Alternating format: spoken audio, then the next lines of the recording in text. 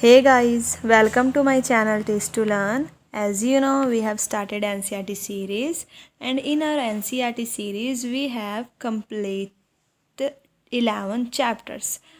और इसकी पिछली वीडियो में हमने चैप्टर नंबर 12 स्टार्ट किया है. If you still not watch the videos of previous chapters, you can check the description box. A link has been provided. तो previous video में हमने कैसे देखा था कि हम फॉरेस्ट के बारे में स्टडी कर रहे हैं और इन्होंने इसे एक स्टोरी के रूप में दिया है कि बच्चे प्रोफेसर अहमद के साथ फॉरेस्ट को विज़िट करने जा रहे हैं और रास्ते में उन्हें कौन मिला था? टीबू मिला था, जो उन्हें फॉरेस्ट के बारे में चीज़ें बताता हुआ आगे जा रहा है. और कैसे हमने देखा था कि जो एनिमल्स होते हैं वो दूसरे एनिमल को अलर्ट भी कर देते हैं, वार्न भी कर देते हैं.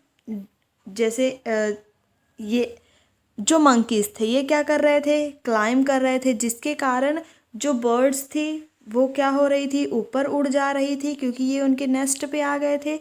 और इसी के कारण जो फॉरेस्ट था उसमें थोड़ी हलचल हो गई थी. अब ये चीज़ हुई तो ये जो चीज़ हो रही है इससे इनका एक मकसद ये भी होता है कि इस तरह ये करके जो दूसरे एनिमल्स होते हैं जंगल के उनको अलर्ट कर देते हैं कि हाँ, जंगल में कोई आया हुआ है. उसके बाद हमने कुछ एनिमल्स के बारे में देखा जो डीप फॉरेस्ट में रहते हैं. नेक्स्ट टीबू ने हमें कुछ जो प्लांट्स हैं उनकी पहचान करना भी सिखाया, जैसे नीम, शेषम, सेमल, और साथ में ये क्या था? बैम्बो. और भी कई तरह के प्लांट्स थे जिसके बारे में टीबू ने हमें बताया. इसके बाद हमने एक एक्टिविटी करी थी 12.1, जिसका मैंने आपसे कहा था कि आप इस टेबल को एक बारी फिल करने की कोशिश करना, और इसको हम आज की अभी वीडियो में डिस्कस करते हैं. उसके बाद हमने दो चीज़ें पढ़ी थी. एक क्या है? क्राउन. जो ये क्या है? स्टेम. इस स्टेम के ऊपर वाला ये जो ब्रांची पार्ट होता है, इसका ब्रांच वाला पार्ट है, इसे क्या कहा जाता है? क्राउन कहा जाता है. और एक हमने और देखा था कैनोपी. तो ये जो कैनोपी है ये क्या है? टॉल ट्री जो बिल्कुल रूफ की तरह लग रहे हैं छोटे प्लांट्स के ऊपर फॉरेस्ट में, उसे हम क्या कहते हैं? कैनोपी कहते हैं. जैसे यहाँ पे हमें दिख रहा है ये क्या है? छोटे ट्री है. इन छोटे ट्री के ऊपर ये जो बड़े ट्रीज़ के ऊपर वाला हिस्सा है वो क्या है? एक छत की तरह लग रहा है. तो ये क्या हो जाएगा? कैनोपी हो जाएगा. तो चलिए, जो मैंने आपको होमवर्क दिया था पहले हम उसे डिस्कस कर लेते हैं कि जो टेबल 12.1 है उसे. इसमें क्या है कि गम हमें कहाँ से मिलती है? एक तो हो गया बबूल.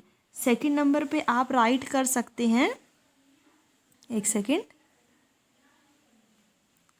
इसमें जो फर्स्ट आता है जिससे हमें गम मिलती है वो क्या है? प्लाक. ये है जिससे हमें पिलास, जिससे हमें ऐसा ट्री है जिससे हमें गम मिलती है. उसके बाद सेकंड नंबर पे क्या आ जाता है? नीम. इससे भी हमें क्या मिलती है? गम मिलती है. नेक्स्ट क्या है? खैर. ये क्या है? जिससे हमें गम मिलती है. इससे पहले मैंने क्या लिखा था? पिलास. ठीक है, 3 हो गए. और एक और प्लांट जिससे हमें गम मिलती है वो क्या है? सिमाल. ना, बबूल के अलावा ये ऐसे पेड़ हैं जिनसे हमें क्या मिलती है? गम मिलती है. अब हम देखते हैं कि जो ये टिम्बर है ये हमें किससे मिलता है. जिसमें सबसे पहले टिम्बर जिससे हमें मिलता है, एक तो क्या हो गया? शीशम हो गया. और बाकी कौन से प्लांट्स हैं जिससे हमें टिम्बर मिलती है? एक तो आ जाएगा इसमें पाइन. पाइन ऐसा एक प्लांट है. नेक्स्ट कौन है? साल है एक ऐसा प्लांट.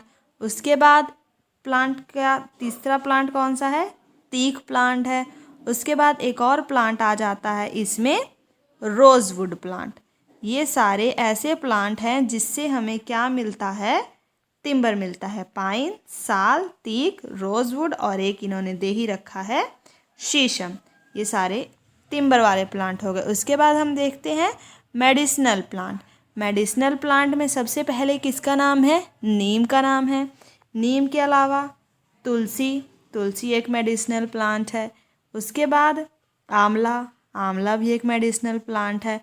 और तीसरा कौन सा प्लांट है? अशोक. अशोक के बाद एक आपने नाम सुना होगा, अश्वगंधा. अश्वगंधा, ये भी ऐसा प्लांट है जो मतलब मेडिसिन की तरह यूज़ होता है।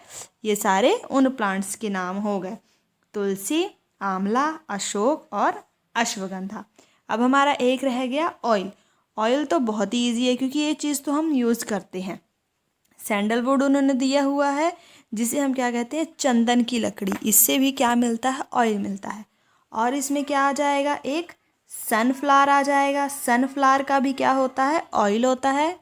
उसके बाद क्या है, मस्टर्ड है, जो सरसों का तेल होता है, ये क्या है, मस्टर्ड ऑयल भी होता है। उसके बाद कोकोनट भी ऑयल होता है, लगाते हैं ना कोकोनट ऑयल, जिसकी ऐड भी आती रहती है, कोकोनट ऑयल हो गया। या फिर और कौन से ऑयल होते हैं, ऑलिव ऑयल होते हैं। इसमें ऑयल बहुत तरह के हो सकते हैं, मैंने आपको कुछ ये एग्जांपल्स बता दी हैं। तो ये हो गया हमारा टेबल, जिसमें उन्होंने पूछा था कि प्लांट से मिलने वाले प्रोडक्ट और उन प्लांट्स के नेम हमने आज की वीडियो में कवर कर लिए। अब हम नेक्स्ट बात करते हैं हमारी एक्टिविटी 12.2 के बारे में। इस एक्टिविटी में आपको क्या करना है, फॉरेस्ट को विजिट करना है, फॉरेस्ट या फिर किसी पार्क को। उसके बाद वहाँ की ट्रीज़ को आइडेंटिफाई करना है। आप ट्रीज़ को आइडेंटिफाई करने के लिए अपने एल्डर्स या फिर किसी भी बुक का हेल्प ले सकते हैं। नेक्स्ट, लिस्ट द करेक्टरिस्टिक्स, मतलब ट्रीज़ की जो करेक्टरिस्टिक्स हैं, जैसे कि उसकी हाइट क्या है, उसका शेप, लीव्स का शेप क्या है, क्राउन्स का शेप क्या है, फ्लावर्स, फ्रूट, इन सारी चीज़ों को क्या करना है, आपने एब्जॉर्ब करके एक लिस्ट बनानी है। Also draw the crowns of some trees. जैसे इन्होंने यहाँ पे क्या दिखाया हुआ है, क्राउन दिखाए हुए हैं। कोई ट्रायंगुलर शेप का है, कोई सर्कुलर शेप का है, कोई इस शेप का है। मतलब कि ये ट्रीज़ हैं जिनके क्राउन्स के शेप क्या है, अलग अलग हैं। तो आपने इसे क्या करना है, कुछ ट्रीज़ के क्राउन्स को ड्रॉ करना है। प्रोफेसर अहमद ने बच्चों को बताया कि जो ट्रीज़ के क्राउन्स हैं वो डिफरेंट टाइप्स और डिफरेंट साइज़ के हो सकते हैं, जैसे कि हमने अभी देख ही लिया है। They had created different horizontal layers in the forest, they are known as under storage. अब हम देखते हैं कि यहाँ पे एक नया वर्ड आया है, अंडर स्टोरेज। ये क्या होता है, इन्होंने आगे बोला है, giant and tall trees constitute the top layer followed by shrubs and tall. अब ये जो इन्होंने लिखा है वो मैं आपको यहाँ इस फिगर के थ्रू समझाती हूँ। इन्होंने आखिर बोला क्या है कि ये तो क्या था, जो बड़े ट्रीज़ रूफ़ की तरह काम करते हैं, छोटे ट्रीज़ के लिए उसको तो हमने कैनोपी बोल दिया। अब यहाँ पे हमें दिख रहा है कि ये कुछ बशेज़ हैं जिनकी पूरी लेयर बिल्कुल सेम है। तो इस तरह के प्लांट जो एक तरह की लेयर फॉर्म करेंगे, और यहाँ पे ये दूसरी तरह का प्लांट है, जो ये वाला प्लांट हो गया और ये वाला प्लांट हो गया, ये दोनों, इनके ऊपर की हाइट बिल्कुल सेम है। यहाँ पे चाहे हम ग्राउंड से देख लें, इनकी भी नीचे वाले जो यहाँ पे ये ग्रासेस दिख रहे हैं, इनकी जो लेयर का अगर हम बनाएं तो ये भी क्या है, बिल्कुल सेम है। तो ये जो अलग अलग तरह की लेयर्स बन रही हैं, इसे ही हम क्या कहते हैं, अंडर स्टोरेज कहते हैं। अब दोबारा हम पढ़ते हैं उसकी डेफिनेशन को। उन्होंने यही कहा है ना, they had created different horizontal layers ही बना रहे थे फॉरेस्ट में। कौन, जो क्राउन्स हैं, डिफरेंट टाइप्स ऑफ ट्रीज, मतलब अलग अलग तरह के ट्रीज़ के क्राउन्स। ये जो क्या है, क्योंकि ये क्या है, क्राउन्स ही हैं। अब जो एक तरह के ट्री इस हाइट के हैं, वो इतनी लेयर पे क्राउन बना, मतलब अंडर स्टोरेज बना लेंगे। जो इस तरह वाले हैं, अगर उनको सबको हम मिला दें तो वो इस पोजीशन पे अंडर स्टोरेज बना लेंगे। जैसे हमने यहाँ पे देखा कि ये वाले ट्री एक ही साइज़ के हैं, तो इन्होंने एक अंडर स्टोरेज बना लिया। फिर ये वाले ट्रीज़ के जो क्राउन्स हैं, उनको जब हमने मैच किया तो यहाँ पे एक अंडर स्टोरेज बन गया। वही इन्होंने वहाँ उस डेफिनेशन में भी बताया हुआ है। जो जियांट और टॉल ट्रीज़ हैं, उनके भी हम क्या करते हैं, टॉप लेयर ले लेते हैं, followed by shrubs and tall grasses and herbs form the lower layers. और जो हर्ब्स हैं वो क्या बनाते हैं, लोअर लेयर्स बनाते हैं। Would we see similar kind of trees in every forest. तो यहाँ पे बूझो पूछ रहा है, क्या हमें हर एक फॉरेस्ट में सेम तरह के ट्रीज मिलते हैं। तो प्रोफेसर अहमद ने कहा नहीं, climate condition due to different climate condition there are variation in the types of trees and other plants. अब हमें पता है कि जो क्लाइमेट की कंडीशन है वो हर जगह पे वेरी करती रहती है। इसी के कारण डिफरेंट क्लाइमेट कंडीशन के कारण ही हमें एक ही तरह के प्लांट नहीं मिलते, डिफरेंट टाइप्स ऑफ मतलब वेरिएशन मिलती है प्लांट्स में भी। The type of animals also differ from forest to forest. अब फॉरेस्ट से फॉरेस्ट भी एनिमल्स और प्लांट्स की जो टाइप है वो वैरी करती है। और जो इसके बाद हम देखते हैं कि कुछ जो चिल्ड्रंस थे वो किस में बिजी थे, बटरफ्लाइज को इधर उधर उड़ने में, उड़ते हुए देखने में बिजी थे, जो कहाँ से कहाँ फ्लटर कर रही थी, here and there on the flowers of shrubs and herbs, जो मतलब एक फूल से दूसरे फूल तक उड़ रही थी। कुछ बच्चे उसको देखने में बिजी थे। They had a close look at the buses. Buses का मतलब कि उन्होंने झाड़ियों में बहुत ध्यान से देखा। जब वो ऐसे कर रहे थे, मतलब बटरफ्लाइज को देख रहे थे, झाड़ियों को बहुत ही ज़्यादा ध्यान से देख रहे थे, उस टाइम पे while doing that their hair and clothes had seed and thorns clinging to them। अब clinging का मतलब कि उन चिपक गए थे। क्या चिपक गए थे उनके हेयर्स और क्लोथ्स में? जो सीड्स थे या फिर कई कांटे थे वो उनके हेयर या फिर क्लोथ में अटकने लगे थे, क्योंकि वो उनको बहुत ही क्लोजली देख रहे थे। दे हैव कम, उसके बाद इसी टाइम ही जब बशेस वगैरह को वो देख रहे थे तभी उन्होंने देखा कि बहुत ही ज़्यादा छोटे छोटे इंसेक्ट्स को भी देखा, जिसमें क्या थे, स्पाइडर्स, स्क्विरल्स, आंट और भी कई तरह के छोटे छोटे एनिमल्स उन्होंने देखे। कहाँ पर? जो ट्रीज़ की बार्क होती है। बार्क का मतलब जो यहाँ पे ट्री की छाल होती है, मतलब इस पेड़ की ऊपरी वाली जो परत होती है उसे हम क्या कहते हैं? बार्क कहते हैं। और उसी बार्क में उन्होंने छोटे छोटे इंसेक्ट्स, जिसके नाम इन्होंने यहाँ पे दिए हुए हैं, वो उन्होंने देखे। एक तो बार्क में देखे, और कहाँ देखे?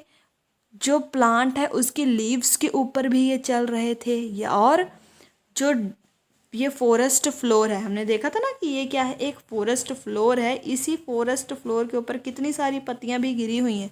तो इस पत्तियां, मतलब ये पत्तियां क्या हैं, डिके कर रही हैं, सड़ रही हैं। तो इस पत्तियों के ऊपर भी वो सारे इंसेक्ट्स उन्होंने देखे। स्पाइडर हो गए, स्क्विरल्स हो गए, गिलहरी, चींटियाँ, ये सारे इंसेक्ट्स।